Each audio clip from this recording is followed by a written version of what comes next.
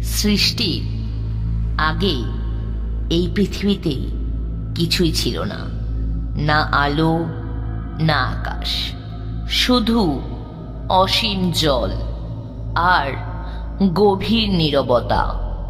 সেই নীরবতার মাঝেই শুয়েছিলেন ভগবান বিষ্ণু। আর ঠিক তখনই ঘটেছিল এক আশ্চর্য ঘটনা।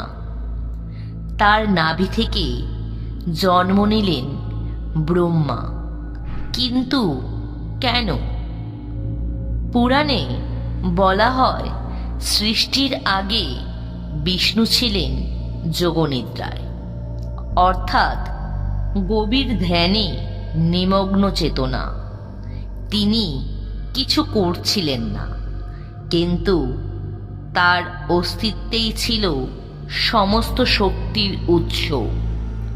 হঠাৎ বিষ্ণুর নাভি থেকে ফুটে ওঠে এক সুন্দর পদ্ম।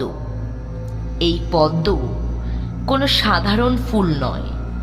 পদ্ম মানে পবিত্রতা, আর নাভি মানে জীবনের কেন্দ্র। সেই পদ্মের মাঝখানেই জন্ম নেন ব্রহ্মা, 4 মাথার সৃষ্টিকর্তা।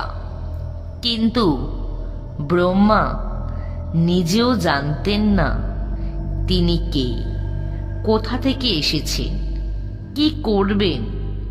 চারদিকে শুধু জল আর অন্ধকার। তখন ব্রহ্মা ধ্যানে বসেন। দীর্ঘ তপস্যার পর তিনি উপলব্ধি করেন, তিনি সৃষ্টি করেছেন ঠিকই, কিন্তু সৃষ্টির শক্তি আসছে বিষ্ণুর চেতনা থেকেই।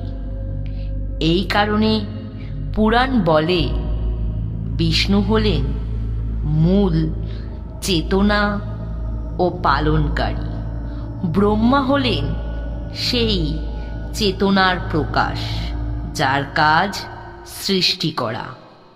এই রহস্য আমাদের শেখায়, কোনো কাজের পিছনে থাকে এক অদৃশ্য শক্তি। যেমন সৃষ্টি আছে, তেমনি সৃষ্টির উৎসও আছে। এই রকম আরও অজানা রহস্য জানতে হলে রহস্যপীঠ লিখে সাবস্ক্রাইব করুন।